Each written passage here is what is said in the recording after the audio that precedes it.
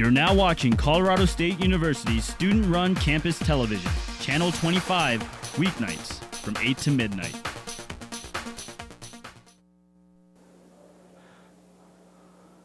I want to thank you all for coming to and welcome to the 2004 candidate debate. Awesome. Okay, we'll start here. Each candidate will have 1 to 2 minutes, probably 2 minutes, to say something about their candidacy, who they are. And if you look down here, Kylie will be taking time, and she'll let you know when your time is up, and I'll also stop you on the microphone. So, go ahead. Hi, everybody. I just kind of wanted to introduce myself. There are only 3. I'm from the College of Business. My name is Crystal Plant. There are only 3 candidates running from our college, and we have 3 open positions, so I just kind of wanted to introduce myself. I'm currently a senator for the College of Business right now.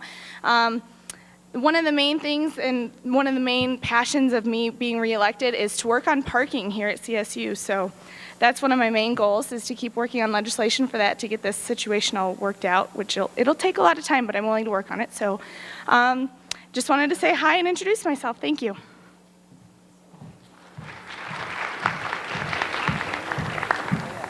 Hello, everybody. My name's Courtney Stevens. I'm liberal arts major. My actual major is political science, and I have a diversity and law certificate as well as a criminal justice minor. And I just want to introduce myself real quick because I'm running for liberal arts. I'm currently a liberal arts senator, but I'd obviously like to keep that position. And so I just want to tell you take a few seconds of your time and tell you why.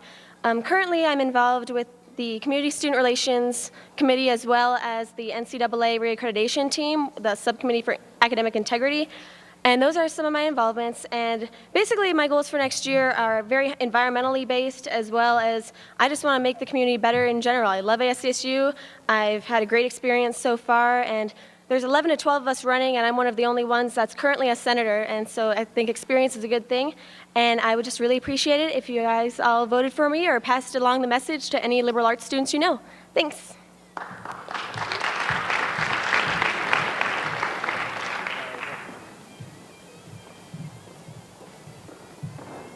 Good evening. My name is also Courtney Presbilski. I am also running for a senatorial seat within the College of Liberal Arts. There are 2 reasons that I am running in this election. I would like to discuss them briefly with you.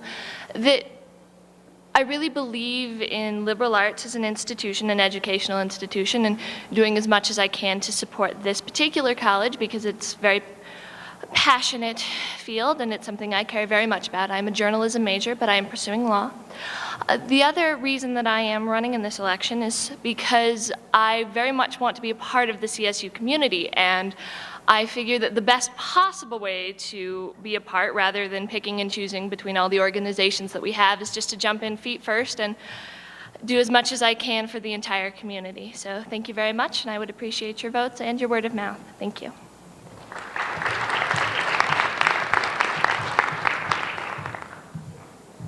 Hi, my name's Jeff Amell. Right now I'm an associate senator, but I'd like to be a senator. I'm a political science major, and I just want to represent the view of the students. Thank you.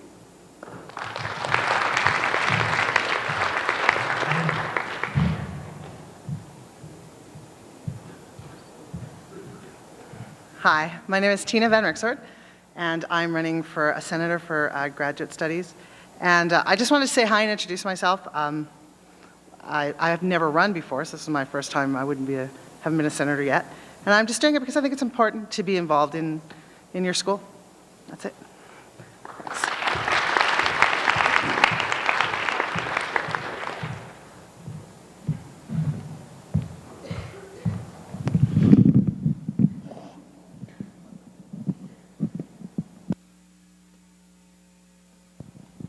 Okay, I want to thank all the senators for coming and sharing a few words.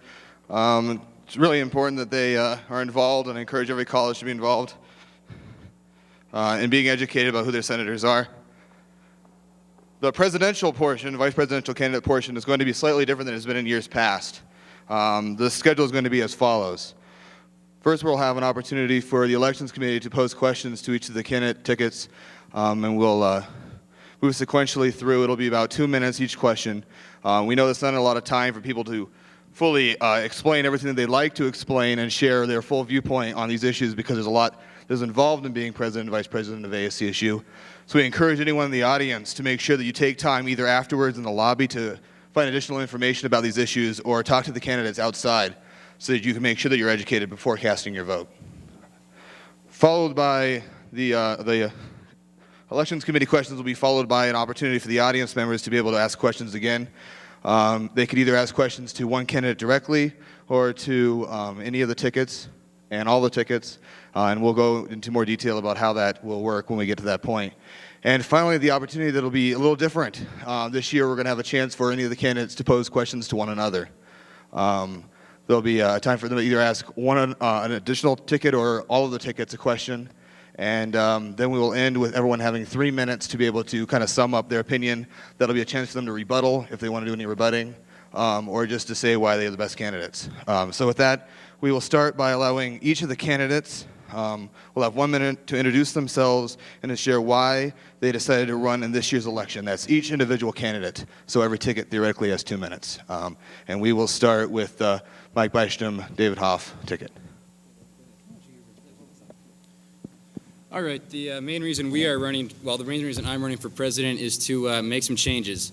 I've been coming to the school for about 2 years for every day, and I always come onto campus and somebody's saying, hey, there's nowhere to park, I'm paying too much for college, and everybody just complains. Well, we're sorry. I don't want to stand around idly and just complain anymore. I want to make some differences, make a change.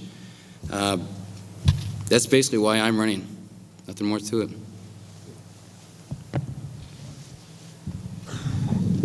All right, I'm Mike Bystrom, by the way. Basically, I decided to run with Dave because I've been here for a long time. Actually, I should have graduated a long time ago. I've been here since the late 90s. And ever since I've been here, it's kind of just been the same thing over and over again with in terms of student government, and I haven't really seen anything improve. They always talk about parking and all the issues, but nothing ever seems to really get done. So me and Dave hope to shake things up a little bit and make some changes. My name is Dustin Zvonik, and I'm running for president. And the reason why I'm running for president is this is my second year in ASCSU. And last year I had the opportunity to be on the Supreme Court, which is in ASCSU, but it seems to be removed. So I got to see a lot of the great things in ASCSU, but I also got to see a lot of the down points at ASCSU. And we want to really change the culture of ASCSU to be more open to the students. We want to get out there more and make sure that all the ideas are being heard. We want to open the marketplace for ideas so that we hear all the ideas, not just the good ideas or the ideas that we think are good, but we want to hear them all. We want to hear the ideas that some people will think are bad ideas, and we want to mold them into good ideas. The reason why I'm running for president is because I think that the student government needs to be more representative. And in order to do that, we need to have leaders that are willing to lead and not push. Just to touch off of what my running mate Dustin said, basically we're about taking CSU from one place to a better place. We've outlined that in our vision statement that we hand out in our brochures, and it's definitely possible that we can achieve the vision of a greater CSU. And the way that we're going to do that is we need to be in the business of inspiring leaders, because leadership is only as good as the people that work below you. And right now, being an associate senator for the College of Liberal Arts, it's not the greatest working environment. We don't have very good retention rate of senators, and there's a reason why all colleges except the College of Liberal Arts doesn't have enough people running for their spots, and that's definitely a function of leadership. And I think the leadership that Dustin and I are going to provide is one that's going to provide people with the tools and the encouragement that gives students the ability to take ownership in their college experience, because that's really what we're about. We need to be unifying this campus, and we need to make sure that we're engaging students every opportunity that we get. And we've been going around to student orgs all this week, and we've been trying to get the feel for every student's opinion. And that's not just a 2-week campaign and a 3-day campaign Oh, it's time. Sorry. My name is Britney Burke, and I am running for ASCSU president. One reason that I see there needs to be a change in ASCSU right now is because there are tons of students on this campus that want to be involved. They just don't know how. I know that ASCSU has tried to inform people in the past. I don't believe that the way they are doing it is the most effective way possible. The reason that I think we would be the best ticket for this job is because we are a new perspective with a new approach. We have many ideas that would help the student body become more aware of what's going on in ASCSU and therefore want to be involved in it. My name is Kristen Shoey, and I decided to run with Britney Burke because I've known her for a long time, and I've known that she's really involved on campus, and I have become involved in campus as well. And I know that I love CSU, and I love what the school has to offer, and I just want to make everyone else that hasn't been involved in ASCSU or an organization or other things on campus, they at least know the people that are running, the people that are dealing with their money, and they at least know who to come to and exactly who is running their student government. Hi, my name is Katie Clawson, and I am running for president. I am currently serving as the ASCSU vice president. Previous to that, I was a senator for the College of Business, and previous to that, I was a RAM leader. The reason why I'm running again this year is because I have one more year to give to this campus to make it that much better. We set forth this year with a lot of great goals, and we accomplished most of them. And we are just on the verge of the breakthrough for many more, and with Ben and I's platform, we are presenting many more goals on top of those. So I think what this office really needs is people who understand the job, people who are willing to be in that office 80+ hours a week and know what that actually means to look at those walls. It takes a lot of hard work, and I'm willing to give that, and I'm willing to make this campus a better place for everyone. Hello everyone, and thank you for coming tonight. My name is Ben Goldstein, and I'm running for ASCSU Vice President. I have been involved in ASCSU for 4 years and am extremely passionate about it. I'd like to continue to provide the programs that we are already providing and provide them at a greater level.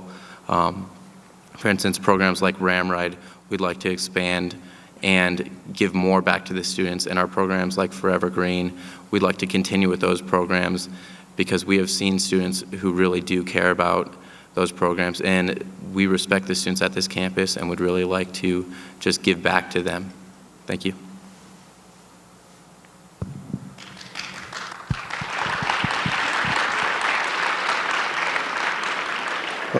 Okay, we wanted to thank all the candidates for introducing themselves so that you know who our panel members are. They'll be asking the questions. My name is Cord Brundage. I am the Deputy Elections Manager in charge of the presidential, vice presidential tickets. I don't think this works. Yeah, it's not on. There we go. Hello, I'm Annie Gable, and I am also on the Elections Committee and the Deputy Manager for the Senators running. My name is Jesse Lochner. I'm the current ASCSU president and sitting in to question you guys tonight. My name is Lindsay Hygard, and I am also on the Elections Committee, and this year I am the Director of Special Events for ASCSU.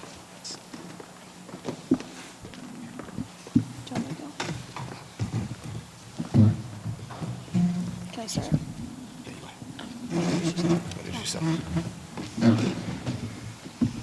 My name is Theanne Kennebeck, and I'm also on the Election Committee. Can I start? All right, I'm going to start off the questions tonight. This year marks the inauguration of the Ram Ride Safe Ride program. It has encountered a variety of obstacles, especially in maintaining fully staffed with volunteers each night. What do you see as the future of the Ram Ride program, and what will your administration, if elected, do to address this year's struggles? We will start with Dustin Zvonik and Kyle McCarthy. Oh, you have 2 minutes to respond. 2 minutes to respond, okay. And there are, sorry. You're killing Sorry me. here. The question is for each of the presidential candidates. We'll start with Dustin and Kyle. Okay, with regards to Ram Ride, there's a lot of ways that this program can become better. It's by far the best new student service that we have. However, the lack of volunteerism we think can be changed with an increased incentives program. And you say, well, how do you increase incentives?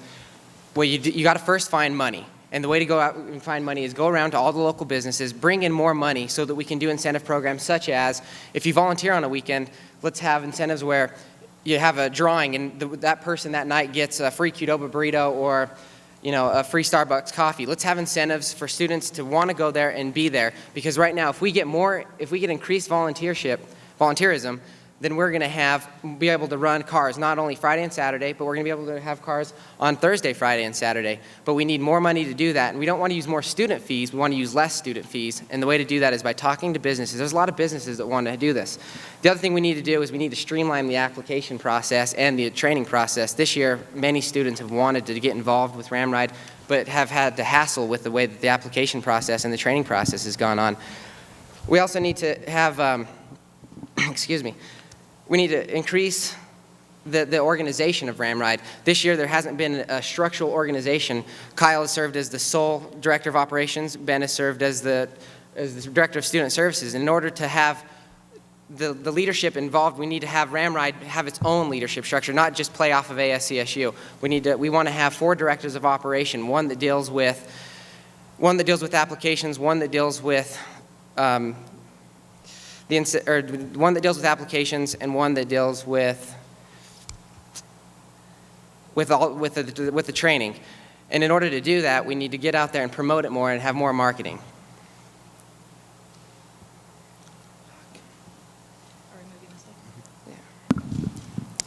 Ramride is a wonderful program, and it helps a lot of CSU students.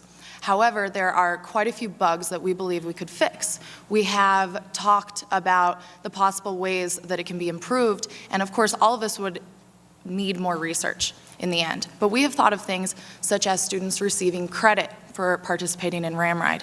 If there was a possibility that they could earn 1 credit hour for participating for a semester on Friday and Saturday night, a lot of students might need that extra 1 credit. There might be limits to how many credits they could take, possibly 3 would be the most, but that is one idea we've come up with.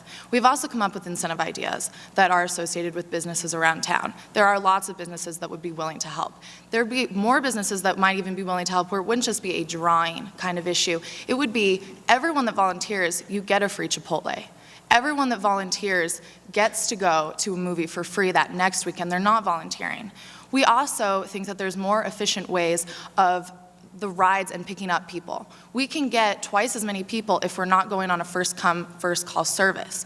If we have a sufficient way where somebody picks someone up at Harmony and Timberline, if there's another party at Drake and Shields, they can go there before going to Old Town where the next call might have been.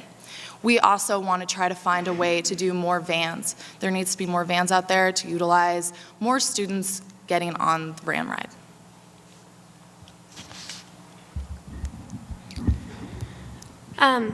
I just first want to say that I was one of 2 people in the office that worked all summer long to get you what you see now, and that Ben was another one of those people. And so I know what it's like firsthand to be behind the scenes trying to figure out logistics of the program, and our #1 goal this year was just to bring it to you, to let it start, and then we would start working on all the details and improving it. But it's hard to improve something that doesn't exist. So first, I think that it's important to start adding different things to get people to call and want to ride Ramride. That's the whole point of the program, is to make this a safer community. So things like vouchers from the city so that you can park your car overnight and not have to pay the next morning. Adding nights, adding hours, involving more student organizations on different nights, involving the student leadership in all of those groups, and then providing structure so that it does become eventually its own standing structure that's self-sufficient. Part of all of that comes with the volunteers, as it is a volunteer area. I think that it's important to get as many volunteers as possible, but I also think it's important to figure out if those volunteers will be safe for the program, as they will be having people's lives in their hands as they're driving late hours during risky hours of the night. In addition, I think it's just important to continue our fight for funding, and the $50,000 grant that we're working on with Anheuser-Busch will be a great start. So we're already started the process, and I think that our experience will benefit us the most in continuing the success of the program. Well, I guess I will repeat everything stated again. One of our main concerns was we'd like to have a full staff. That would be nice, and efficiency is a big problem. I managed a Pizza Hut and Greeley for a long time, dealt with delivery drivers all the time. You can't do a first come, first served basis. You have to go, in a logical route, pick up who's here and who's there and take them where. Incentives is a great idea. And the application process could also use a little touching up. I don't feel it needs to be quite as stringent or take quite as long. Everything to add? That's it. This question is open and may be answered however each ticket desires. You will have 2 minutes each to respond. Parking availability on campus has remained a major issue for students as long as many can remember. What potential short-term and long-term remedies would you like to see implemented, and how, if elected, would you work to make those a reality? We'll start with the Britney Burke and Kristen Shoei ticket. Will you please repeat the beginning of that question? I think you were cut off by the microphone. Parking availability on this campus has remained a major issue for students as long as many can remember. Is that good? Thanks. I just wanted to hear the word parking.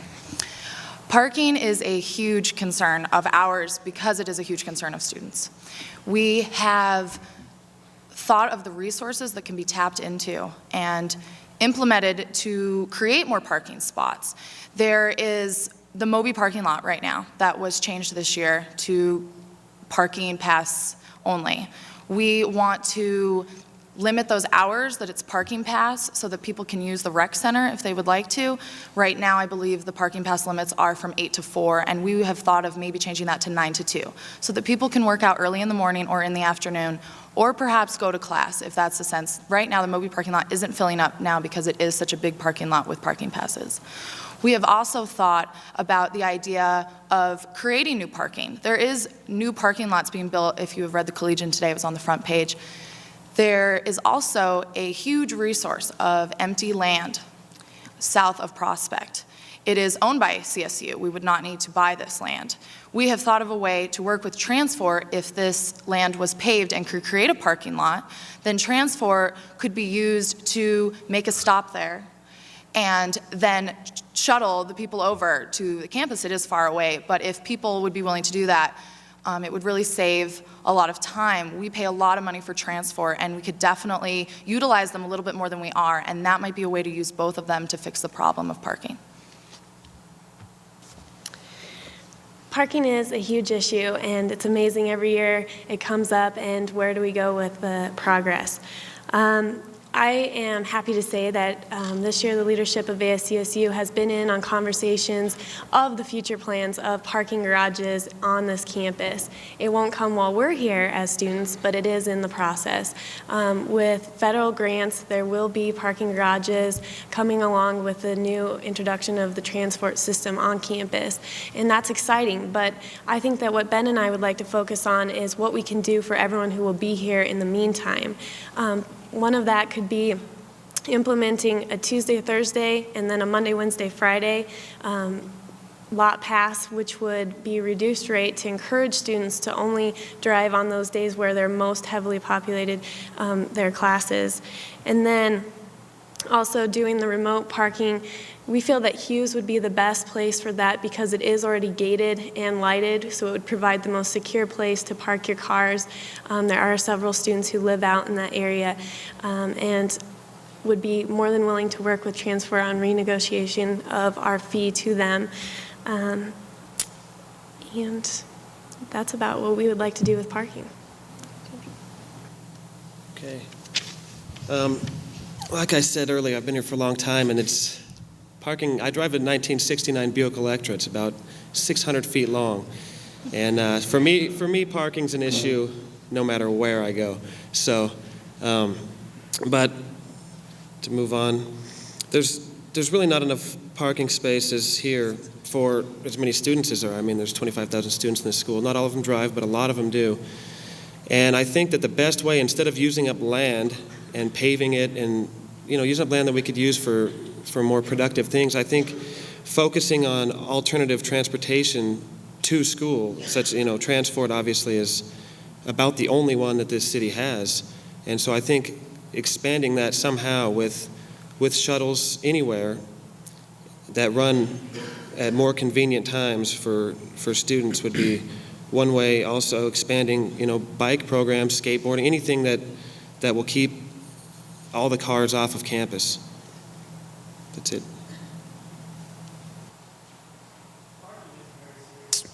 Issue on this campus, and the ideas of having shuttles, the ideas of opening up more access to meter parking, the idea of parking structures. They're all really great ideas, but at the end of the day, I think what you're going to find out is that students are going to be ending up paying the buck for whatever happens with parking. And so when elected to office, Dustin and I need to be very cognizant of the fact that students are going to be paying for whatever happens with parking, and we need to go and we need to engage the students, and we need to figure out what exactly they want their money spent on. And so I think before you come up with any kind of a plan like that, you need to really get the opinion of the students and figure out how they want those fee dollars to be spent.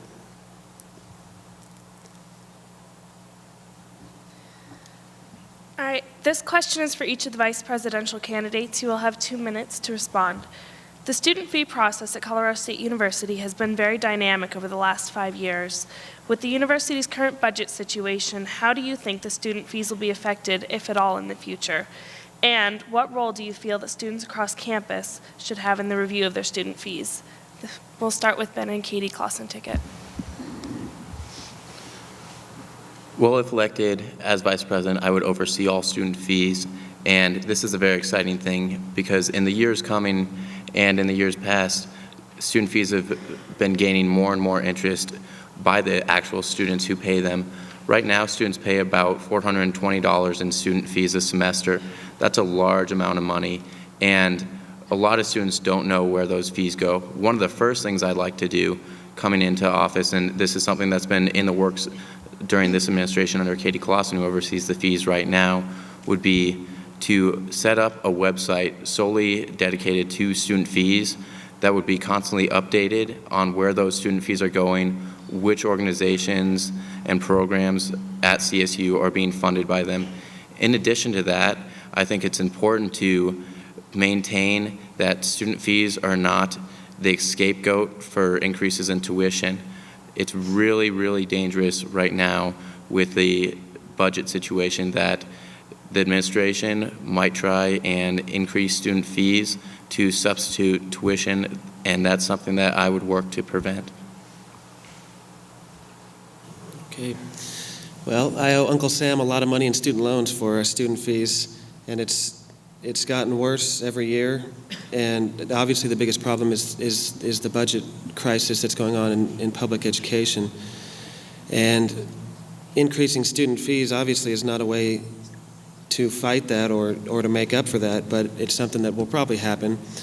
And so I think that the more student fees the students are forced to pay, I think requires more student involvement in what their fees are going to. I don't think that posting a site and telling them where it's going is good enough. I think that it should be done like bonds in regular state elections. I think that the students should be able to voice their concerns and decide where their money is going.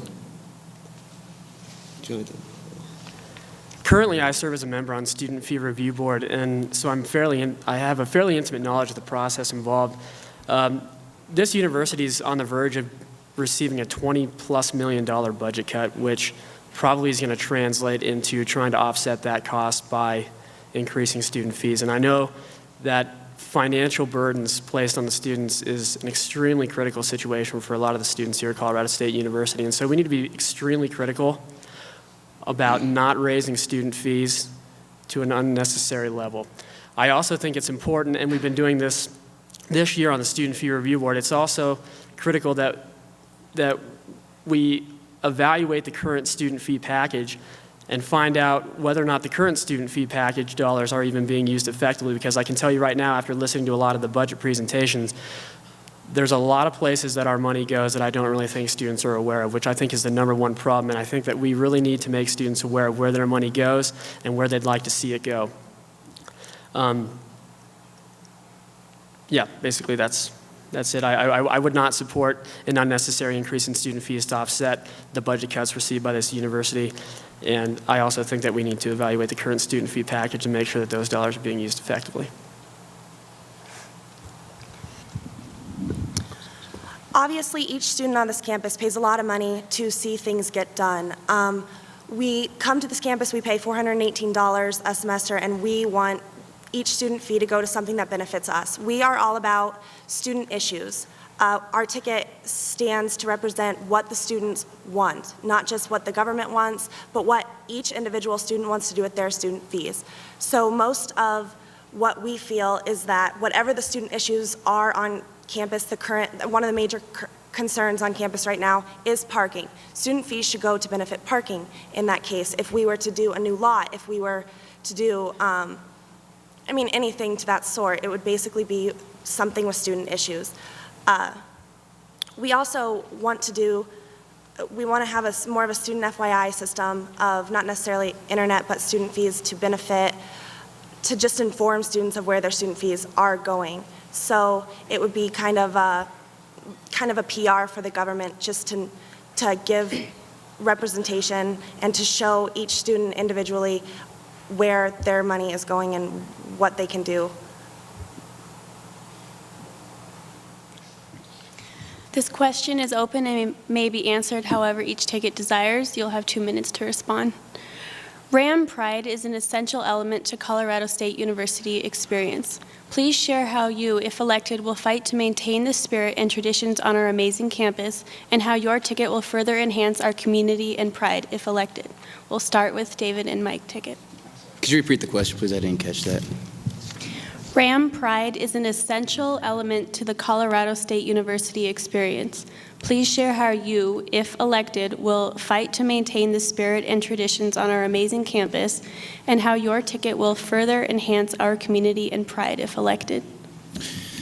Ram Pride, I think it's a big deal. It obviously is a big deal. However, I would like to, we're not in high school anymore. Granted, tradition is a great thing, go to all the football games, do all that type of stuff. I don't think any more resources need to be allocated towards such programs that promote tradition. We have what we have now, and I think it's great. I'm all for maintaining the status quo, but as for advancing it, I think money can be spent in a more productive manner. CSU football rules.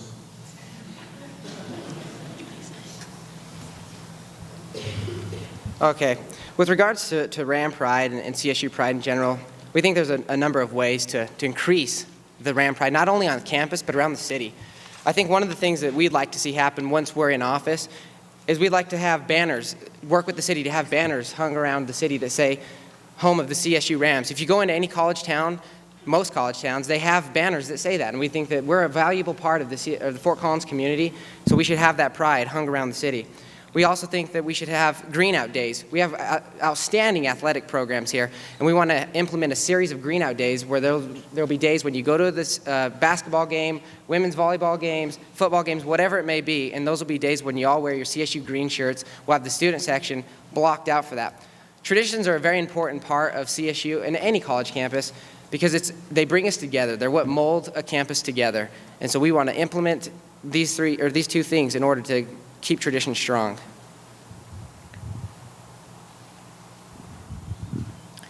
One of the biggest things that Kristen and I have talked about during this campaigning is that what the students know will ultimately lead to what the students are involved in. There needs to be more information out there for students to know what they can be involved in. A lot of people love this school. Most of the people came here because they wanted to be a Ram. And they would participate in Ram functions if they knew about them. There were so many people that have come up to us in the plaza and said, I want to be involved, but I don't know how. They know that they love their school. We know that they love their school. We need them to show that they love their school. One way that we have decided that that would work is there's a possible idea of adding family weekend and homecoming together. Families are a huge part of each individual's experience here. I think that once you become a college student, you appreciate all of that a lot more than you did maybe when you were in high school. If we combine the two, it would also make homecoming more connected to not just students, but alumni and their families. Many people have had their families go here, and it is a family, a Ram family, if you will. We also think that there needs to be support not just for our varsity sports, but for our club sports. We have an amazing soccer program. We have an amazing lacrosse program. Our rugby team has done very well in the past. They don't always get the attention that they deserve. That is another thing that we think needs more attention. PR might be a really great way to do this. We need to get the word out there. We need to get people that are excited about CSU to get other people excited to participate in our events. This is a question I'm really excited about. I think there's few people up on stage right now, with the exception of Cord Brundage, possibly, who do care as much about CSU and about Ram Pride. I actually play club sports for CSU. I play CSU water polo, and along with that, I and Katie have liked to add to the CSU Ram Pride by presenting our Forever Green shirts this year. Jesse and Katie put the Green Out idea on their platform last year and accomplished that goal with the Forever Green shirts. We'd like to expand that, so not just one or two events are a Green Out, but all events are a Green Out. CSU needs to show their athletic team's support. Not only does it show the athletic team support, but on televised games, it shows the entire country that we support our team and that we're proud to be a CSU Ram. In addition to that, we are already in the works under this administration to have banners placed around the perimeter of campus and on the entry off roads from I-25 to Fort Collins to show that not only CSU but the city of Fort Collins via the city manager are proud to be a CSU Ram. So thank you. We'll now have an opportunity for audience members to pose questions. The format will be lining up here on the left side of the stage, your left side, my right. Each person will have an opportunity to ask one question. They can either ask a question to one ticket, in which the ticket will have 2 minutes to respond, or a question which will go to each of the tickets, in which case each ticket will have 1 minute to respond. So 2 if it's just for one person, 1 if it's for everybody. You have a chance to ask one question, but then you can get in the back of the line, and if it makes it back up to you, you can ask additional questions. But just so we have a chance for everyone to get a question out there if they'd like to. So, there it is. Anyone? Go. Oh, and at any time, any of the tickets may choose to pass on the question and not answer it, and that's perfectly fine.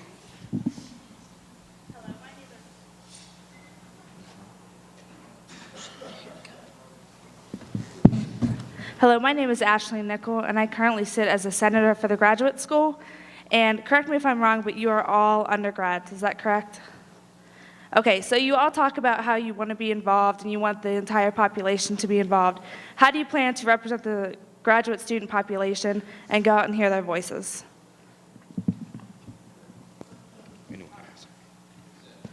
We'll start at this for everyone. We'll start at the left-hand side and move right. Right-hand side, your right or our right? Okay. Us. All right, got that sorted out. Grad student funding is a big problem. I've talked to a lot of grad students, and unfortunately, we don't know where it's going to come from, but it has been a big problem for most of them, is they don't have enough funding. They also, I don't know.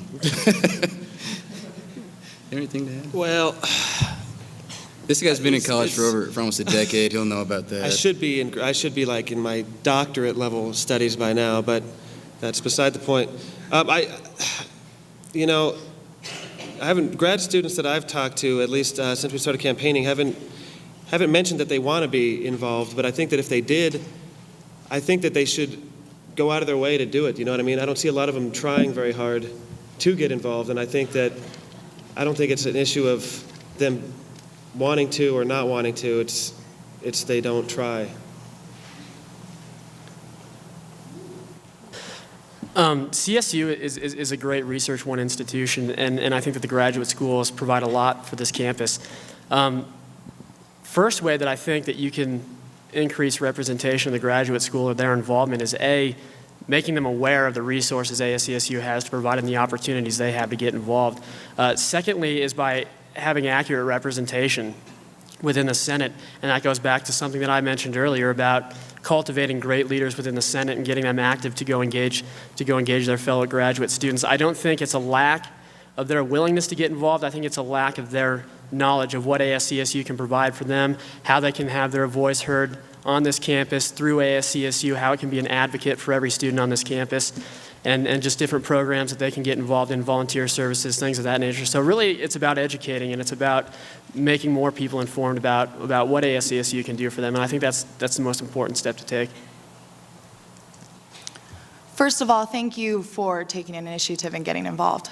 That is one thing that we've been harping on this entire time. We want students who do feel passionately about being involved to get involved. One thing that we have discussed in trying to get the word out there is creating a director of student outreach that would have their own staff, that would be out there on the plaza once a week, telling people what's going on, getting graduate students, getting non-traditional, traditional, Greeks, student orgs, whoever is there, educated about what's going on and therefore involved. We have also thought of an idea of a sort of core of people that could help proactively gain support for themselves while helping other student orgs. As graduate students, that would be a way for you to volunteer, help out other student organizations so that they can also see how interested you are as a graduate student. Thank you, Senator Nickel. I believe that I am well aware of the issues within graduate council, and I believe that it stems from there not being a graduate school council. Unlike all of the other councils, senators are not there to represent themselves. They're there to represent their constituents, but it's hard to represent your constituents if there's no formal way of communicating to the senators. So the first thing I think Ben and I would need to do would be to work with current leadership, as we have already been doing, and Dean Pelican, to create that graduate school council. And that's going to be the best way to get them involved and be inclusive of the graduate school. Hi everybody, my name is Britney, and other than being bartender at the Ramscale right now, I'm not really involved in anything. My main question is that everyone up on the platform has already said that, they support the Ramride program. In my opinion, that's the equivalent in the national election of saying you like education. Everyone likes the program, we know that. I was wondering specifically how many nights each of you have volunteered for that program. Well, I'll be the first to be honest. I haven't volunteered once. My car's in no condition to be driving people around, and I really am in but I personally am usually not in any condition to be driving people around. Too many bodies in the trunk already. Yeah. It happens. I myself have volunteered for 2 nights. Well, as Dustin mentioned earlier, right now I'm the director of operations for Ramride, and so I'm there every single weekend. Unfortunately, Kristen and I have not got the opportunity to participate in Ramride. However, we do feel that it is important to alleviate drunk driving, so we have picked up our friends, although it has not been within that organization. I only missed 2 nights the first semester and was there every other night from the beginning of the program, and have only been able to volunteer once this semester, with plans and name on the docket for many more times this semester. Well, as many of you know, with me being involved in the creation of the program from the very start, I think it's sort of hard to estimate how many specific nights I've been involved in the program. Katie, myself, and Jesse spent our time during the summer, countless hours working on the program, not only visiting Texas A&M to get the idea and get concrete ideas of how to bring it to our school, but also I have worked, like Kyle, almost every single weekend, and for the first semester I was pretty much there both nights of that weekend, so there's really no way of quantifying how many nights, but quite a lot. I've heard mention of cultivating leadership within the Senate. As a student in the College of Liberal Arts, I was very concerned with the turnover that the Senate faced with College of Liberal Arts senator. I would like to know specifics for all the vice presidential candidates as to how you would go about a better retention rate in the Senate, especially when we had things like academic freedom, issues that really need student input coming up, and how you would specifically change Senate for better retention and a better overall face. Well, I think the best way is getting people in the Senate that actually care about it, and not.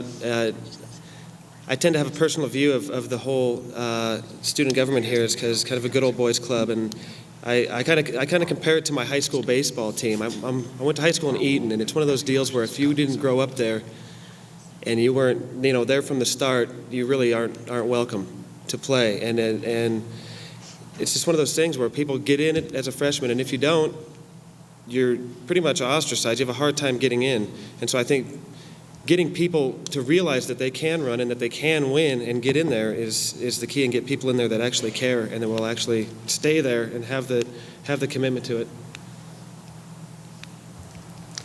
The big issue, I think, is that the vice president really needs to lead the Senate by example. It's one thing to point someone in a direction and say, figure out how to get there and you need to do all the legwork. You need to walk that path with them, and you need to give them the tools, you need to encourage them, you need to lift them up, and you need to provide them with every single resource that's possible for them to accomplish their job. The vice president needs to be in the business of inspiring leaders, because the leadership that I'll provide for the Senate is only as good as the leaders that I can cultivate underneath me. And the way that I'm going to do that is I'm going to form more personal relationships with the senators that are working underneath me, and making them feel that they really can take ownership of this campus, that they really can make a difference, and that there really is benefits in engaging every single student, engaging their opinions, and representing them accurately within the Senate. I feel that senators really need to be representative of the House or the program they represent. So if it's a senator of liberal arts, they need to be really passionate about their liberal arts department, and they need to go in there wanting to change things, wanting to make things better in the liberal arts department. I think, too, that will help. It will help if there's a passionate vice president in the Senate that can come in and really inspire and really help to motivate all the senators to do the best they can and to stay in the Senate office, and to just to uphold their ability to just make sure everything is being heard. And I think that if a vice president in there is really passionate about it, it will help. I'm very excited you asked this question. It's something that I've certainly had a chance to give a lot of thought to, and one of the things that really, really excites me about this question is that I can't wait, if elected, to find out what motivates each senator individually and work with them on that on an individual basis. It's really important to find out what motivates those people and what we can do to keep them there and keep Senate fun. I think it's, Senate's a very important thing, but it can also be a very good time. So to kind of borrow from my experience in the Greek community, I think, while being professional, you can also be social. So we should keep Senate fun and also work with the College Council presidents to motivate their senators to come to Senate and give the senators some credit. These are all people who truly do care about influencing decisions on our campus.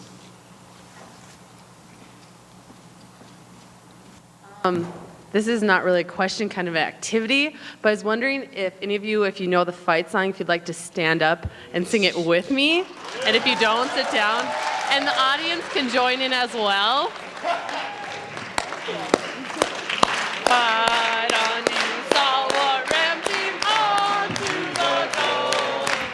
There the buffalo fog asunder as down the field we come. Knights of green and gold, fight with all your might.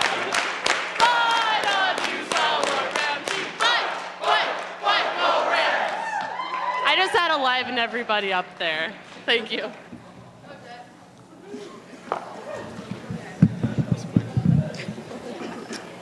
All right, my question is, I was wondering if any one of you have political affiliations outside of ASCSU, and if so, how will you put aside those differences to be effective in a nonpartisan environment such as ASCSU?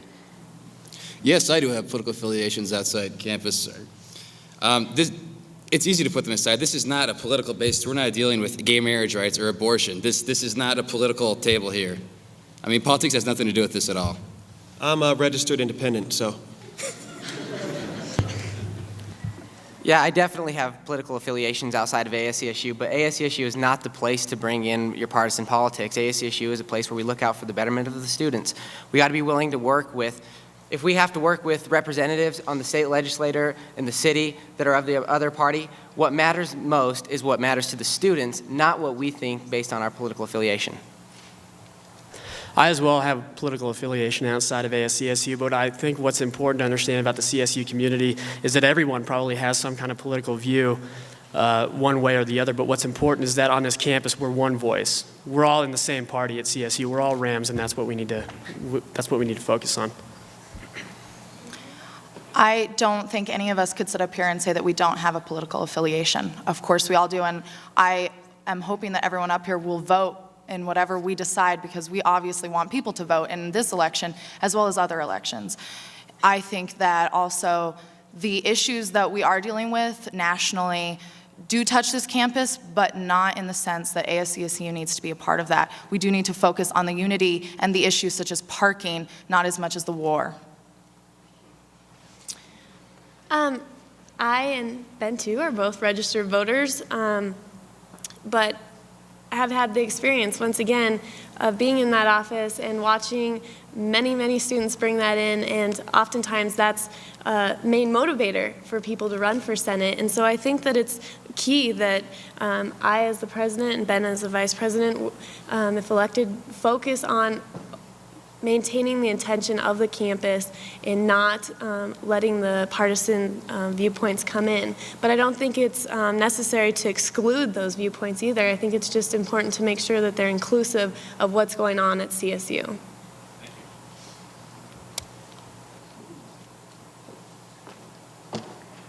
All right. This question is for all candidates, and probably the presidents might want to answer it. First of all, my name is Ryan Mitchell. Currently, for those of you who don't know me or have not had the pleasure to meet me, I am the current Director of Legislative Affairs for ASCSU. Most of my term in office has actually been spent outside of the office. I can usually be found shaking hands, kissing babies, and stealing their lollipops anywhere in the state of Colorado, usually at the state capitol. My question has to do with state issues that are going on right now. There are three main roadblocks that we in higher education are facing right now. They are 23, Tabor, and Gallagher. And if you don't know what those things are, you should know what those things are as candidates. My question is, how do you plan to stop what is called here in the state of Colorado the Great Storm against higher education? What are you looking to set in place? What relations are you prepared to make with other leaders and your future counterparts at different campuses to help stop that vehicle that affects state funding to college campuses? Well, if I need to kiss some babies, I'm not afraid to do that. If I need to go to Denver to the Capitol, talk to people, I have no problem with that at all. We'll do whatever needs to be done. I mean, like we said, we're here to make changes. We're not here to sit around and complain. We'll do what needs to be done. Let me add something real quick. The biggest thing that people want to hear is how to execute these ideas that you have as candidates. So don't tell me that you're willing to do them, because I'm sure you all are. Tell me how you plan to execute them. That's good. Well, if I need to go down and lobby, I'll lobby. I mean, that's all there is to it. I mean... Well, I mean, there's not much you can do. There's not a whole lot of power in terms of I mean, we can talk to the state legislature, we can talk to congressmen, but that's really not going to do any good. It's really out of our hands. We can oppose it all, and and that's really all we can do. We can pass Senate legislation opposing the bills, and that's really the extent of it. Inevitably, what happens, what's decided at the legislature in Denver is going to affect us one way or the other. There's not a lot we can do to stop it. I mean, we just have to roll with the ball. I think the biggest thing is take what comes and make the best of what we can.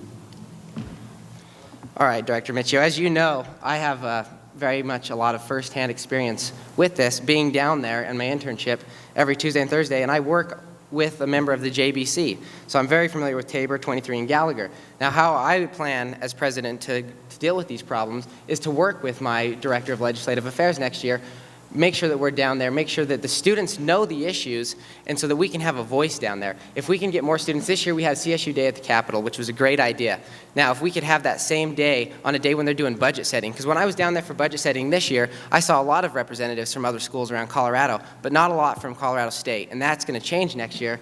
And I think that's important to happen because it shows the the legislators that we care about what's going on, and we need to see these changes so that next year, the one-time fix that's happening right now will be a permanent fix. I think that not only do we need to have CSU unity to control that problem, we need to have state unity. There is something that we need to go to CU, we need to go to UNC, we need to go to all of those schools and show the legislation that we are serious and that we care and that we are not just students, but we are individuals that are paying a lot of money, and we need to see that we care. That we care enough to walk down there to unify with other schools around the state.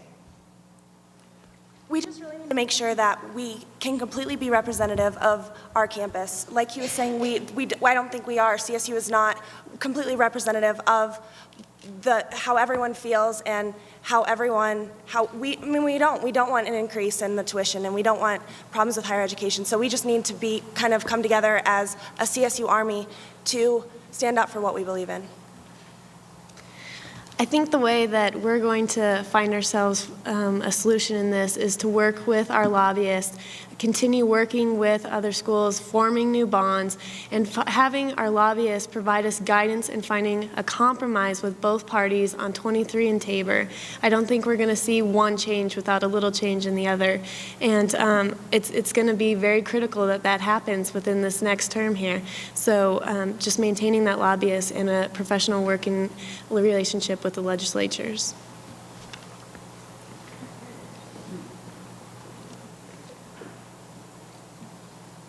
My question is for each of the vice presidential candidates. As a current senator, I've seen how important it is for the vice president to be skillful in chairing the Senate meetings and be efficient. So I would like each of you to address your qualifications for running a meeting using formal parliamentary procedure, and also any ideas that you might have to make Senate meetings more efficient and run better. Well, I'll be honest, I have no experience in parliamentary procedure. So I think I'm not aware that the Senate meetings run inefficiently, but obviously, apparently they do. But, hell, I don't know. What are you going to say to this question? What's your answer? Right now, I'm an associate senator for the College of Liberal Arts, and so I obviously know how the Senate meetings run. I'm also currently in a parliamentary procedure class right now, and one of the things that my professor tells me to run a meeting most effectively is to understand what the goal of the organization is, what the mood of the people in the room are, and by gauging those two aspects, you really need to have a grasp of how tightly the rules need to be applied and how loosely the rules need to be applied. If it's getting late in the night and people are getting agitated, really strict rules probably aren't going to be the best bet, because it's just going to make people, more uneasy. If there's a lot of dockets, things on the docket to deal with, you need to be moving pretty swiftly and pretty efficiently through the meeting. And so really it's having a grasp of the rules and a grasp of the feel of what the body's trying to accomplish and what the mood of those people are. I don't have any current experience with parliamentary procedure. What I do know is that none of us have been vice president before, other than Katie, who will be president if they are elected again. Each of us will have to come in and learn how to run a Senate meeting. Each of us will have to learn how to do a job. And so I hope that, obviously I'm going to have to learn how to do that, how to run a successful Senate meeting, as will everyone else on this panel. My experience goes, I think, further back than any of the candidates up here. This is my 4th year in ASCSU, and I spent my first 2 years in the organization as a senator. As far as running it efficiently, I think that Kyle actually touched on some very good points.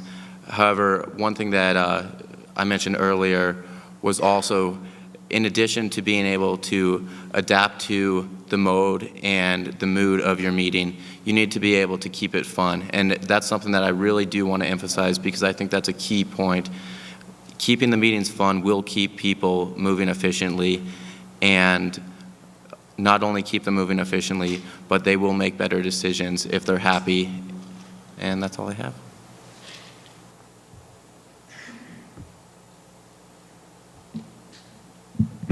Hi, My name is Britney Schmieber, and I'm a senator for natural sciences right now, and a very compassionate one at that. Within the last year, I have very much seen things that I've said to be done, said not to be done, said they were going to be done, said they weren't going to be done. People kind of just slide under the table and don't really do what they're supposed to be doing in all positions within ASCSU, which I am very, very disappointed to have to say that. But off of that, I would like to know from each ticket how you personally and as a group membership will get what is on your panels as you run right now done, and how you will ensure to the student body that those issues will be brought forth to them and they can see and be involved and know how to get involved from that, as a pressing issue on the table tonight is that people don't know how to get involved. I would like to know how you expect to get them involved, how you expect to inform them of how to get involved, and so forth. Well, I'm going to tell you a favorite quote that I live by, actually. Al Capone once said that you can get a lot done with a kind word, but you can get a whole hell of a lot more done with a kind word and a big gun. You have anything to add to that? Dave has big guns. Lots of big guns.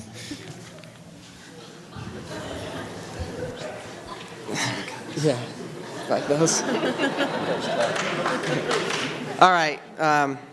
To address your first question of how to get our ideas, or I'm assuming you mean our platforms, done, we're going to continue to work with the different departments. As president, I'll be in charge of running cabinet, and as vice president, Kyle will be in charge of leading Senate. And we want to work together between cabinet and Senate in order to get these ideas done, because our platform is just our path that we want to start going on. But we know that obstacles are going to come. And when those obstacles come, we need to maneuver around them and get back on our path with our platform. Now, how to make more students aware? In our platform, we talk about different types of communication. And one of the things I'd like to have is a weekly presidential address that lets students know what's going on in ASCSU, what the president and vice president are doing, what the legislative branch is doing, what every branch is doing, so that they know when our committee meetings are meeting and what they're talking about. I think that making students aware is also by going out and outreaching, by having presidential roundtables with all the different student orgs, and also by having academic roundtables with each of the college councils with the vice president. Our platform is based around the idea that each student, as well as a community, is also an individual. They should be able to feel comfortable going into the ASCSU office and addressing any of the problems or issues they are having on this campus. As far as I will answer the informing people first, because I think that that is the first step that needs to be taken. Student FYIs are a very interesting and, I think, efficient way to get people informed. Maybe not everybody reads them, but many people do. We also want, as I said, to get a student director outreach out there. That's the first bill that we would pass in legislature, is a bill that would create the position of a student outreach director. We need somebody out there as bold and as obvious as our campaigning is right now. We need that to continue when someone is elected so that they can be out there informing people that way. I think that the first part of that comes in understanding that 90% of your organization is a volunteer. And a heavy hand in saying you must do this isn't going to motivate anyone. You have to find out what motivates them and then understand how you can involve them in the process. And into part of your second question of what are the solutions to all of the issues that we put on our platform, that's going to take longer than 30 seconds. These are very intricate issues with intricate answers, and I think that going through with our experience and really using our connections with students, with administration, you'll find the answers, and I would be more than welcome to sit down and have hour-long conversation with you about all of those.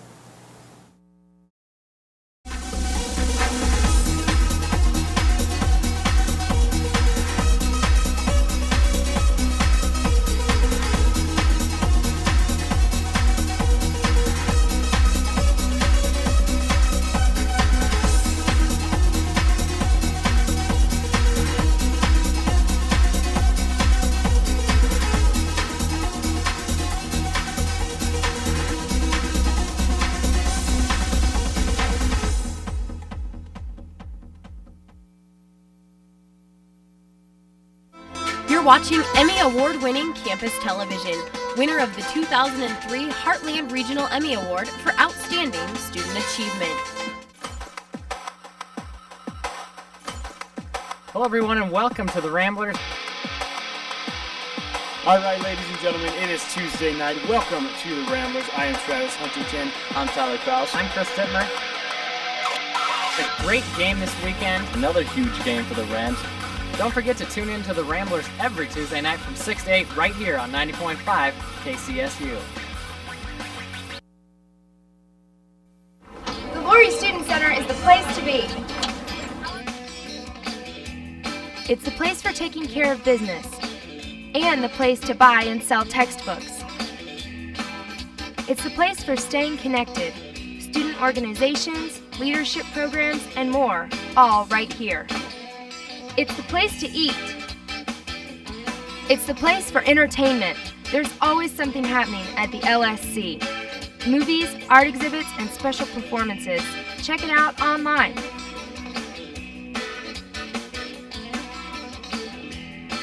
The Lori Student Center is definitely the place to be. Hello, I'm Dexter Yarbrough, Chief of Police of the Colorado State University Police Department. The CSU PD is a full-service law enforcement agency devoted to the welfare of the university community.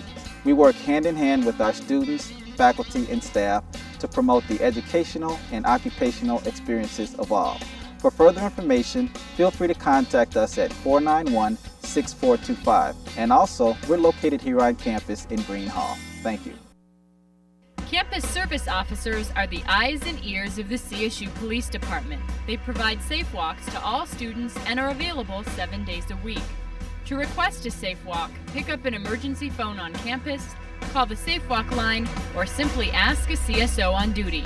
CSOs patrol and provide walks from Constitution to Matthew Street and Prospect to Mulberry Street. To be safely escorted to your destination, call 491-1155. Legion Classifieds, how may I help you?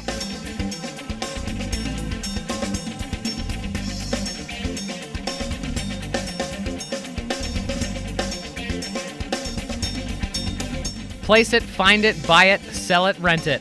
All this and more with the Rocky Mountain Collegian Classifieds, as low as $4.50 a day. Call 491-1686, 491-1686. One radio, 24 hours a day, 7 days a week, zero commercials. Turn it up, turn it up, turn it up.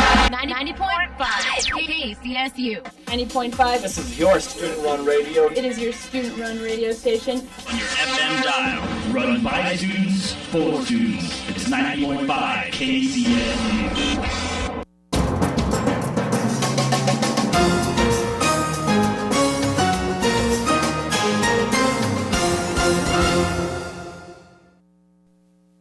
Okay, we're back to do the presidential, vice presidential candidate debate. This is a new thing, again, as I said, and so we'll see how it works. Each candidate will have, each ticket will have an opportunity to ask one question. They can ask a question either to an additional ticket or to all tickets. If they ask just one ticket, that ticket has 2 minutes to respond. If they ask all of the tickets have 1 minute to respond. They do not get to answer the question themselves. At the end of this, each ticket will have an opportunity to speak for 3 minutes, kind of their moment in the spotlight, to share anything else that has not been addressed this evening that they'd like to share about their platform, why they are running, and then if they'd like to rebuttal any of the comments that are made during this question session, they have an opportunity to do so and answer the question themselves at that time. During the break, each of the candidates picked a number, and Dustin Zvonik number actually won, so he has an opportunity to ask the first question. That is awesome. Does it matter who asks it? No. Director Michio brought up a very good point earlier, and I don't really think that his point was flushed out as well as he would have liked it. Tabor, Gallagher, and Amendment 23 have severe implications as to how CSU is going to receive support from state support from higher education.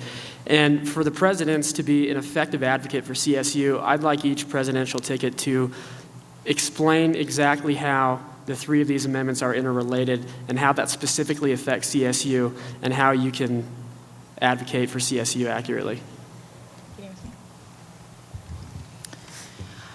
Although I am not as familiar with the amendments as I would like to be, I do know, we were discussing last night, the issues of Tabor and how certain percentages might actually, depending on how much the students in tuition will pay, will actually cause us to pay back the taxpayers of Colorado.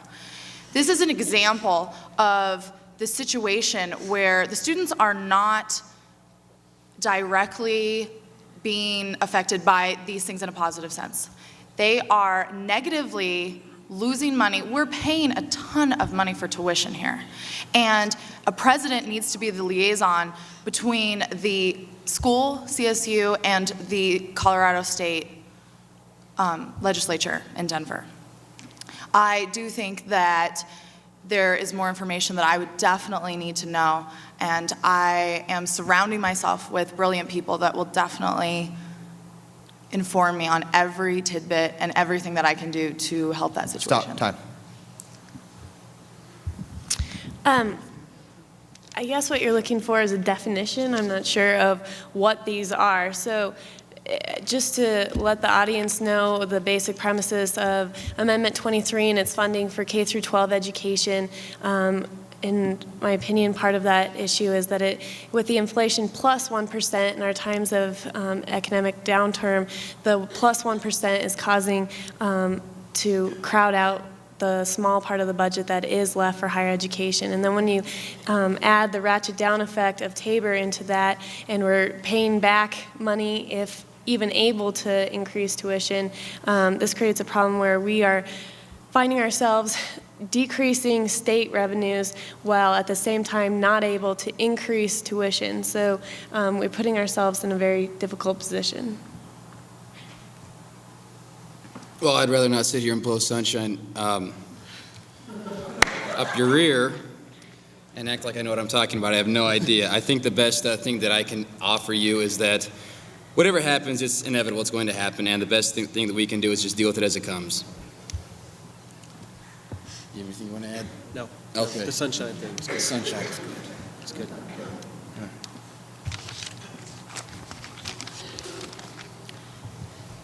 This question is for all of the tickets, not just President. Both can answer.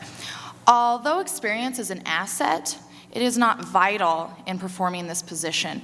What else do you believe you have to offer and bring to the table in performing these jobs?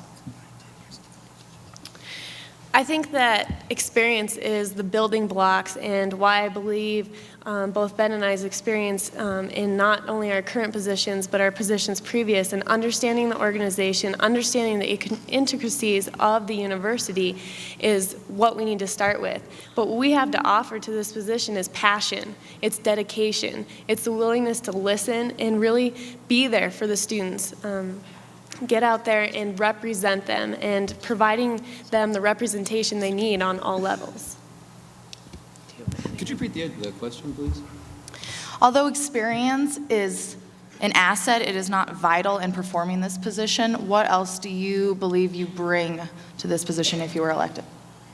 Okay, well, I think that in terms of actual, student government experience, we don't have a whole lot, but between the two of us, we have like 27 years of college experience. So we kind of have a good feeling for the student body and what they want, and I think that we are being blue collar guys ourselves. I've worked 40 hours a week plus going to school full time for the last few years. Plus raising a child. Plus. I don't think I have any children. No, not him. What? Oh. You didn't tell me that. No. I think that we are definitely in very good touch with the student population. I think that we would be very effective at voicing their concerns. Oh yeah, 27 years. That was a low estimate. I agree that experience in ASCSU isn't the only type of experience that you need to have in order to be an effective leader in ASCSU. I think that you do need to have some, because when it comes down to it, there's certain jobs that the president has, and you need to understand what those jobs are. But I think you also need to have experience working with city council. I think you need experience working with the state and with the administration, because in order to perform your job and your duties as president and as vice president, you need to understand what's going on within the ASCSU and within the state, the campus, and on the local level.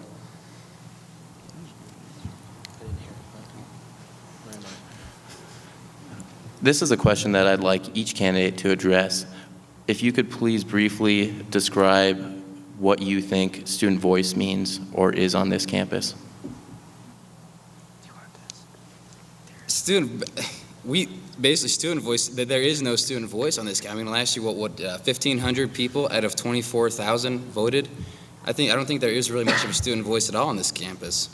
That's half the reason why we're running, just to get more people involved in it. Yeah, pretty much. And I mean, I define the student voice as, I mean, there's a lot of people who just really don't give a shit. I mean, let's be honest about it. And so, F them.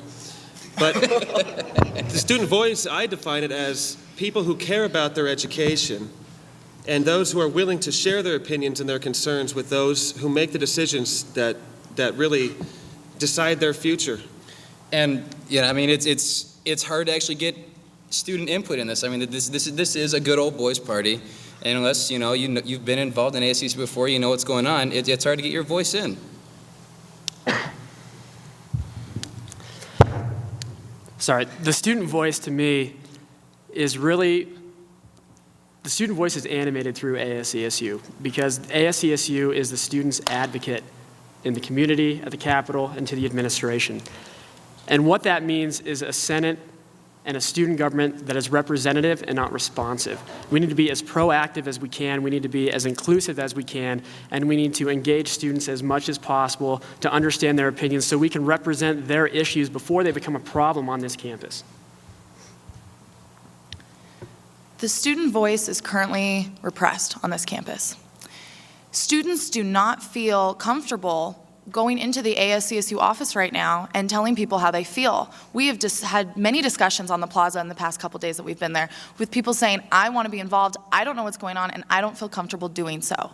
We need to create a student voice that is opinionated yet appreciated by everyone on this campus. Not just the people in ASCSU, because they are not the only voice. We have many other organizations that are not represented in ASCSU that are just as important as the government. Without the student body, we would not have a government and we would not have a school. I have a quick question for Cord. Are we allowed to speak on our own question? Our question is for everybody here. I just heard everybody saying, hey, Ram Pride this, Ram Pride that. We're going to put signs up all over town, do all this stuff. Where's the money going to come from for all these signs and banners that everybody wants and all the activities that everybody's advocating? Well, with regards to the signs that we have in store on our platform, we'd like to see the city help out with this, and it's going to be working with the city in order to get this money. And as far as the green out days, those are days when students wear their green shirts to CSU sporting events, to all of them. So it's going to be their own money. There's not going to be student fees coming out of this. This is going to be a collaboration with the city and the state in order to make CSU Pride known. I didn't get a green shirt. I want a green shirt.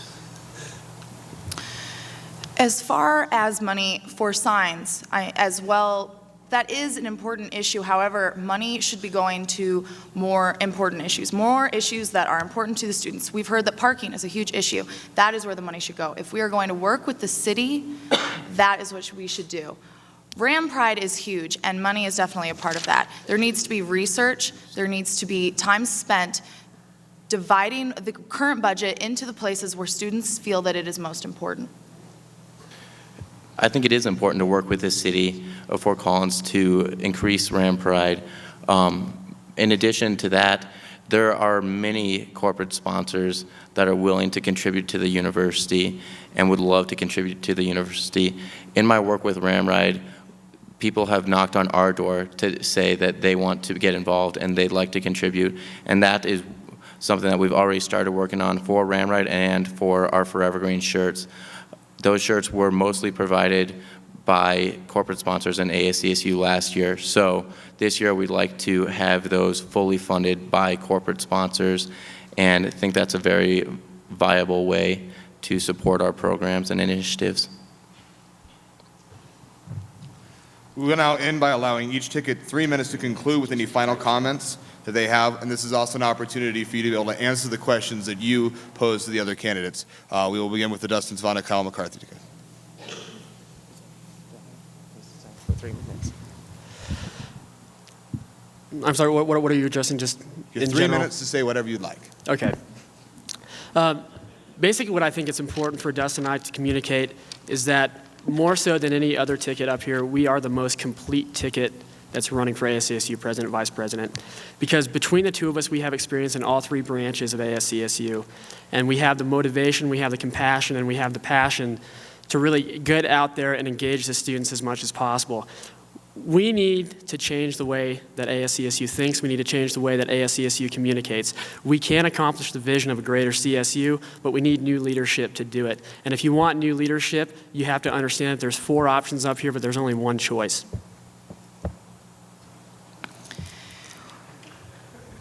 We believe that the CSU campus is this large, diverse puzzle. And there are amazing puzzle pieces that we have. We have brilliant people here. We have wonderful organizations. We feel that you need leaders that will put those pieces together to create the best possible picture and the best possible future for CSU. We don't have any experience in ACSU. We wanted to address that in our question because we feel that some of the people up here are using that as their only force in this. And passion is very important. And we want to make sure that everyone here knows that passion doesn't just go through that government. It runs through this entire school. It runs through the veins of every single student, and those students need to be represented. We also want to make sure that people are educated about what is going on campus, not just in ASCSU, but in everything. ASCSU might be a great forum to do that. We also encourage everybody here, as well as those who aren't, to really educate themselves on what's going on with these campaigns. Educate yourselves with what everyone's issues are and not just make it a popularity contest. If you feel, whoever you feel will do the best job is really where you should cast your vote. We just really hope that you make your voices heard and cast your vote. I think we'd just like to start with the whole premise of our platform, which is voting smart.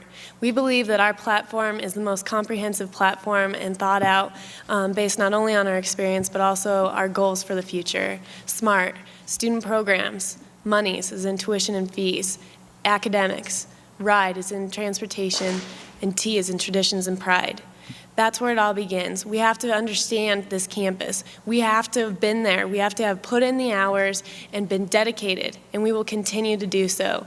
This takes a lot of passion. It takes a lot of perseverance. We know what it's going to take, and we know what it will take to accomplish our goals. So when you look at our platform, it's not just a list of, wow, these would be great things to happen on this campus.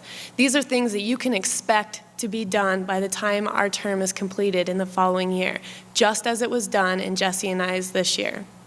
I think that it's important to understand that you have the opportunity this year to look through and educate yourself about everyone, and that's why we really, really encourage you to look at all the websites, to come talk to us on the plaza, be at your student organizations, because we'll meet you there, and we want you to ask any questions that you have. Tell us any comment that you have. Our platform isn't static. We'll be here to add any ideas and to persevere with whatever problem you see fit on this campus.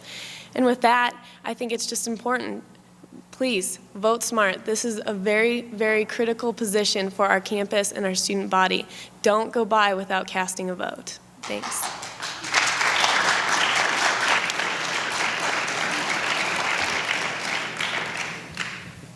We've been sitting up here for quite a while now, and one thing that surprised me is I haven't heard anything about education. What kind of what are we going to do about education here at CSU? You know, every year we have to take more classes to graduate, and the curriculum keeps getting lower and lower. I mean, I think it's ridiculous. We need to work on our education, first of all. It's a big problem. RAM Camp is great at one of the ideas that the agriculture department has, and it's basically like orientation for new students. Since we got rid of the freshman orientation, RAM camp allows it allows students to get together before school starts, actually make network, make connections, so when they come to school, they do have friends. And we believe that RAM camp is a great way for everybody to get involved in every university. Those are just a couple more of ideas. One thing, well, actually, I'll let you go. Oh, just mentioning a couple things that I heard here in the last couple minutes. Heard mentioned new leadership, we need new leadership in ASCSU, and I definitely agree with that. And since me and Dave really have never been involved in any way, you can't get much newer than us. And also that the election should not be a popularity contest. If it is, we lost. Yeah, judging by the crowd here tonight, we have no friends. So hopefully it goes against common popularity, because that would put us in office. All my friends graduated like 10 years ago, so. He's been a freshman since '92, actually, to be honest with you. Hey, they can tell that by your hairline, buddy. That's it. All right, thank you. We have about 15 minutes left, and so I'd like to first say that this is the first debate and is an opportunity for students to become familiarized with each of the candidates. As time allowed to answer the questions, as I said before, was brief, and so please take an opportunity beyond the glimpse that you've been able to get from each of the candidates on their stance on some of the issues addressed to follow up with any and all of them, either in the lobby after this or anytime you can at either of the other opportunities where we will formally be presenting them in the debate or during the Multicultural Issues Forum, and find out more before casting your vote. If there is anyone else who'd like to ask any questions of the candidates during the last 15 minutes, feel free to do so. If not, thank you for coming.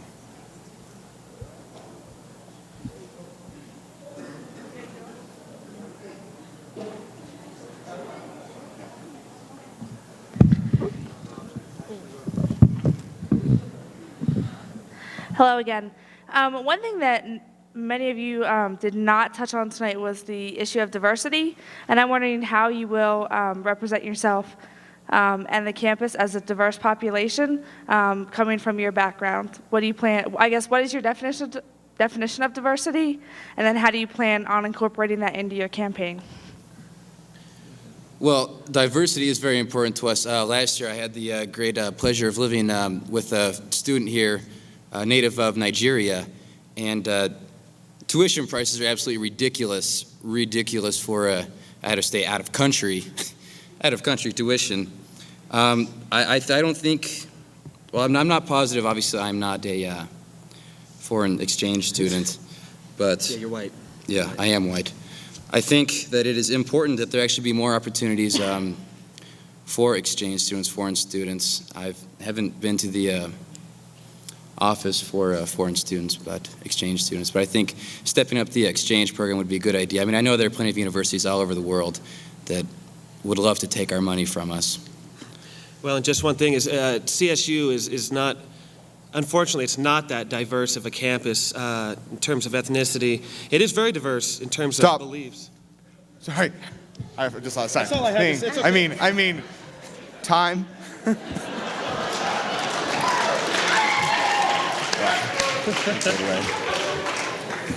I was done anyways. It's okay. Time. I guess just for the first part of the question, I guess I would define diversity as a campus that is made up of people across different cultural lines, religious lines, political lines, ideological lines. I think that's what it means to have a diverse campus.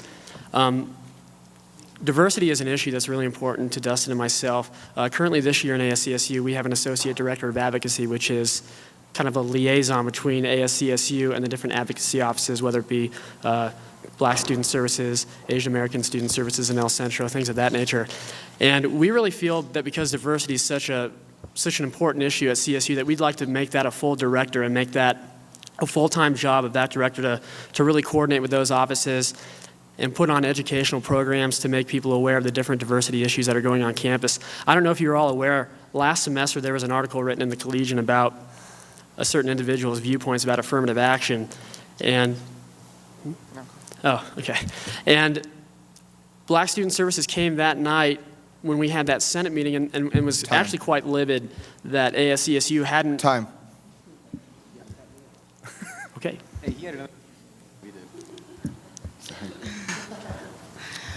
Diversity to us is different individuals with a rainbow of backgrounds, bringing it together and weaving it into a basket that works for the entire university. It's not just about a diverse campus, it's about a diverse community. And this is one situation where we could work with the city of Fort Collins.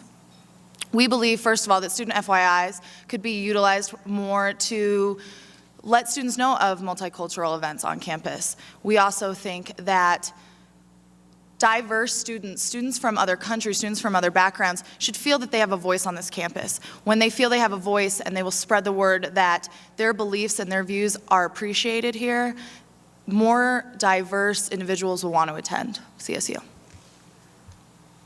I think that diversity is something independent and diverse, ironically enough, in our definitions for each of us. That comes in your sexual identification, your sexuality, your race, your ideologies. There are many things that make a person diverse. But to me, something that the student government and something we started working on were those that are generally categorized as minority students. That population has been static for the last 10 years. And I think that it's time that we start working with our new leadership, President Penley, his new appointee, the advocacy offices, and any other students who are interested and have a passion for this topic, and start working on a common vision and a working plan to create that vision so that we don't let administration set that out without student involvement and voice.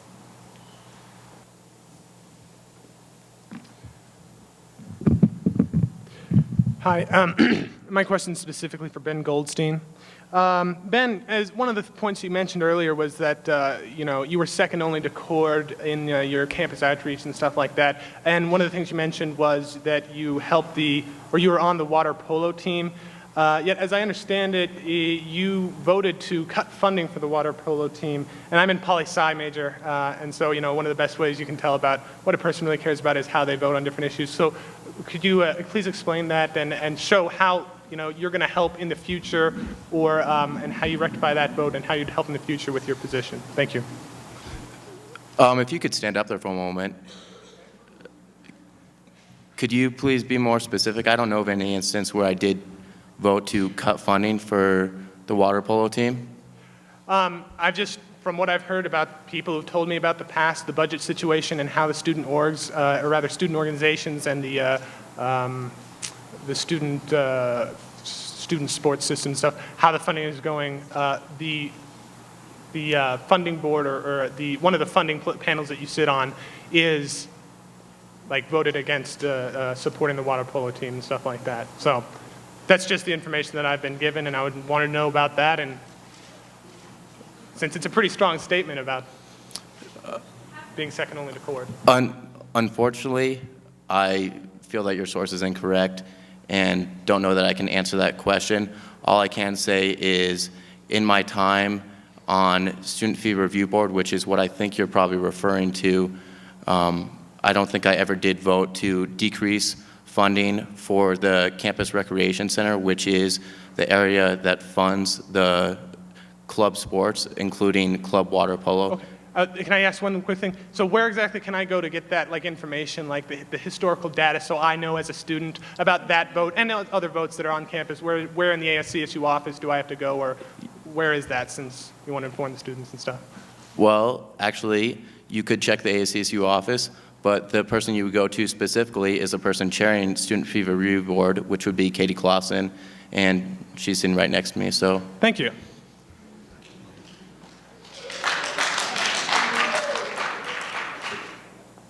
I'm a senior at CSU and have been heavily involved on campus, and it's just recently that I've been informed more about ASCSU and who the members are, what their roles are, etc. And in the last few days, have been wearing a t-shirt representing one of the campaigns.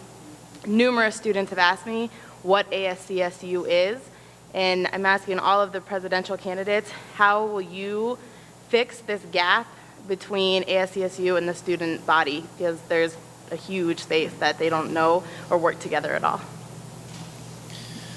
Well, ASCSU is the representative portion of the student body. Obviously, we all know that. And I think half the problem is, like Mike was talking about here, the good old boys. You know, you get in as a freshman, you stay through the whole time. It's very hard for anybody else to get involved. Get the word out there, make it easier for people to actually get involved with it. I mean, Dustin here gave me the statistics. 4,800 people vote, roughly, 4,800 people voted last year out of 24,000.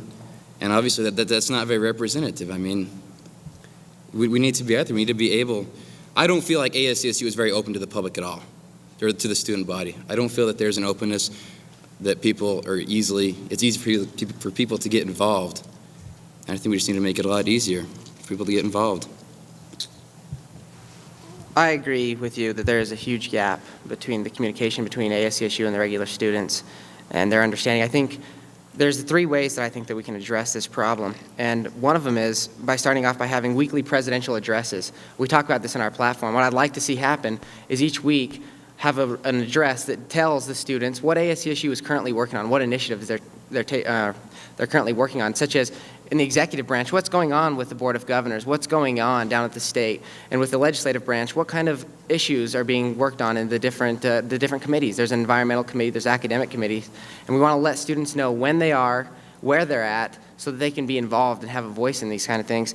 The other things I think we need to do is we need to have presidential roundtables with student orgs. Instead of just having presidential roundtables with college councils, we need to have them with student orgs and to let them know about the different kinds of support that ASCSU can give to them. Not only financial, because not all groups are eligible for financial support, but there's definitely different types of support that we can give to student orgs, and we need to make that known to them. By doing this, going to student orgs, by putting out...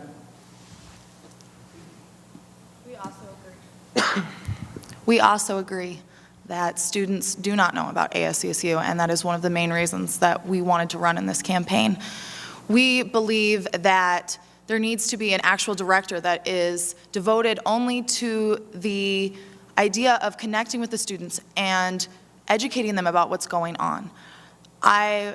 Our couple days on the plaza, we've seen big signs from some of these campaigns. And I would like to see that same kind of enthusiasm continued when someone's elected. I would like to see a sign as big, if not bigger, with ASCSU, and have people out there that are volunteering their time, that are in ASCSU, who are passionate about it, as passionate as they are about campaigning, and be out there letting people know what is going on by handing out flyers, going up to them, asking if they can walk with them for a second. The enthusiasm that's being shown right now should not stop, and it cannot stop. And by voting for Kristen and I, we will continue that passion in office. We want the student body to know every single thing that's going on so that they can be involved and they can be educated. I think it's first important to know ourselves what ASCSU is, to understand the intricacies that are involved in running the organization and everything that is included with it. Then we need to stop the internal discoveries within ASCSU, which was something that Jesse and I walked in first by cutting internal affairs and starting by building programs that students use, such as Ram Ride or the Forever Green programs. Because we've done ads, we've tabled every Monday, we've been out there with FYIs and every other thing, but that doesn't work if students don't know to look for them. They have to be excited about the programs, they have to want to spread it by word of mouth, and that's why you see a lot of action plans in our platform to create programs that the students want to see.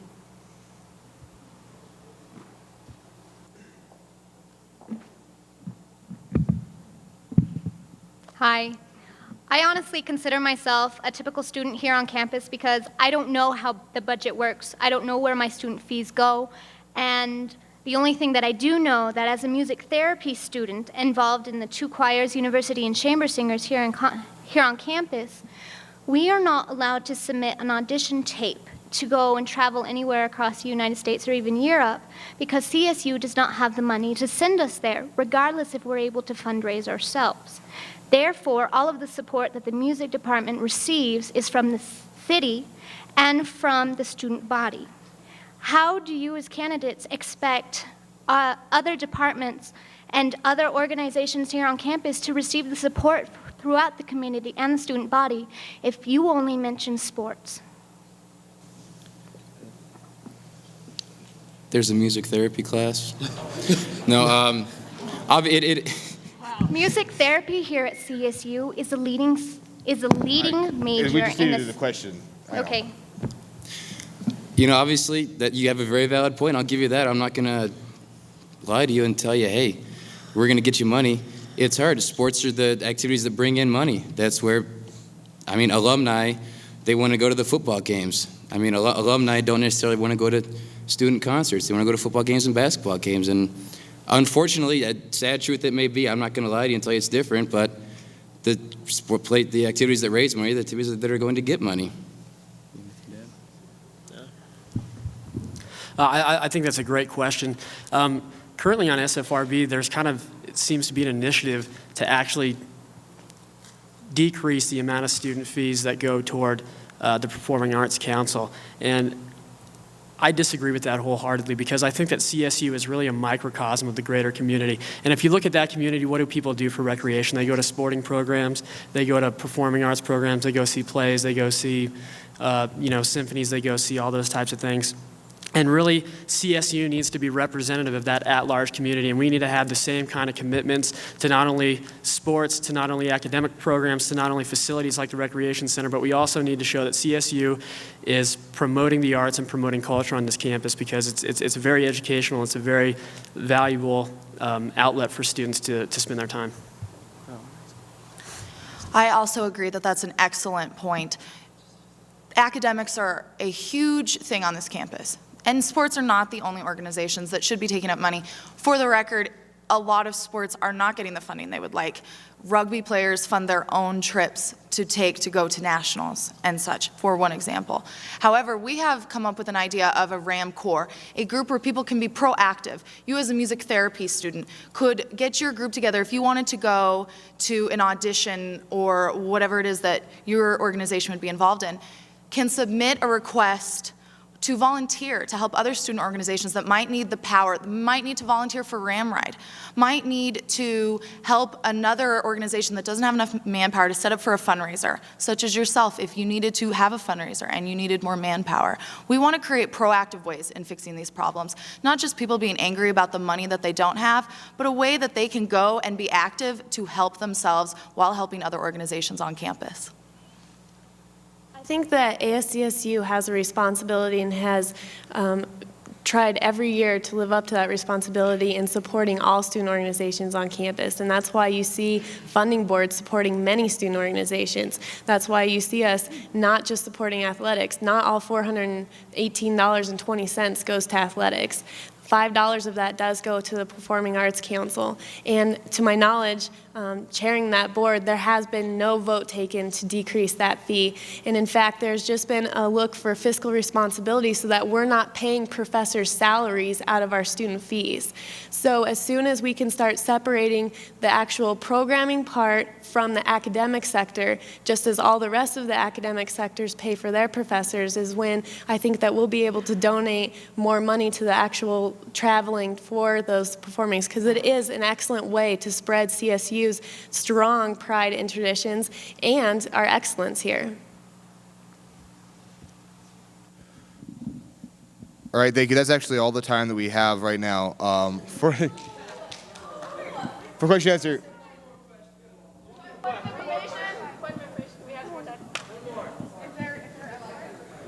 Are you okay with one more question? Please. Okay. All right.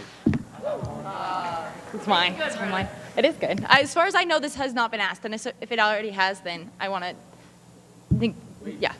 Okay. So my question, and this is just for one person, and I want you to address it really specifically. As far as environmental issues go on campus, and I want you to address the two main issues that students have had an outcry for, as far as styrofoam on campus and the wind power program, and really specifically. Don't give me any rhetoric, please. For who? You said one individual? Who did you want? The one? Just one individual from each thingy. Oh, okay. Do you want to go for that? Go for it. You're the environmentalist guy.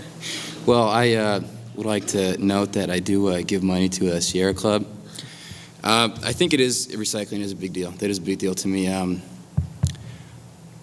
Unfortunately, as it is right now, some of the supplies we do need.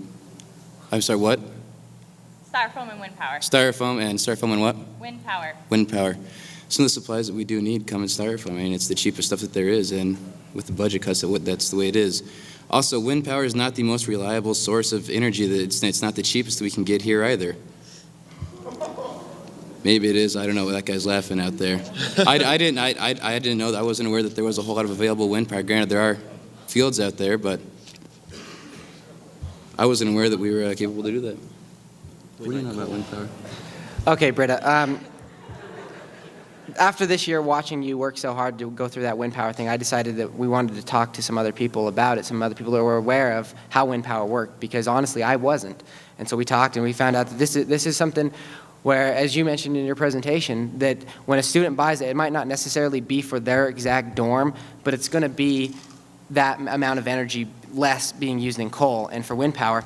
And so I think that what we need to do is we need to market it as that and say that it's available for students. It's not going to cost students more money unless they want it. And I think that in order to have it and to increase it, we need to let students know that it's not going to be an increased fee unless you wanted to do. Now to get to your second thing, because they're holding up the sign here, with Styrofoam, I think it's they had it on the platform last year, Jesse and Katie did. And I know that they're currently working on it, but if it doesn't get finished this year, we will finish it because we're going to make sure that the Senate Environmental Committee is dedicated to that commitment. Because I agree that we need to get it out there. We need to have something that's reusable and not have Styrofoam in the residence halls any longer. Environmental issues should be important to every student on campus, especially in a time of drought when our state is experiencing such environmental issues that are affecting them directly. However, I think there needs to be more research to find out exactly what environmental issues are important to every student here. The ones that are represented in ASCSU and the ones that are represented other places in campus. Styrofoam is cheap, and I know just a few things about the unhealthy aspects it might have. I don't know as much information as I would like to know, and I am hoping that people that are passionate about it will come up and inform me about the things that I could do for them. To start off with wind power, I think that this year has been just a breakthrough that is unimaginable to most of us. I think starting in the res halls is only a good start. With the economic costs becoming more and more efficient, I think that you start by doing a huge marketing plan to get that out and perform and show the administrators that this campus really does desire a more green campus. With that, then we can start moving the wind power efficiencies into more buildings, offices around this campus.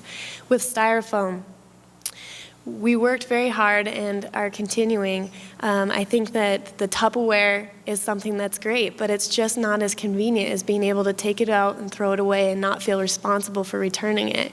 So finding those, although more expensive, more environmentally friendly materials that are still throwaway, and just finding ways to work with the residence halls to offset those costs. And I know that we can apply for grants and many other things that we'll support those. Sure. Okay, now we're really done with time. I want to thank everyone for coming. I want to thank the candidates for being here. I want to thank CTV for taping it. We'll try to have that playing in the office as well as some other locations as we can throughout the mini election time and during voting. Hopefully it'll be aired on CTV. I don't know what time or when that's going to be, but we've arranged that in the past, so we'll definitely send FYI out and stuff to let people know when that's going to be. The candidates will hopefully be able to stick around to be able to answer some questions one-on-one if you have any of those. And again, have a wonderful night. Go Rams. For news, sports, and entertainment, you're watching Campus Television, Channel 25, weeknights from 8 to midnight.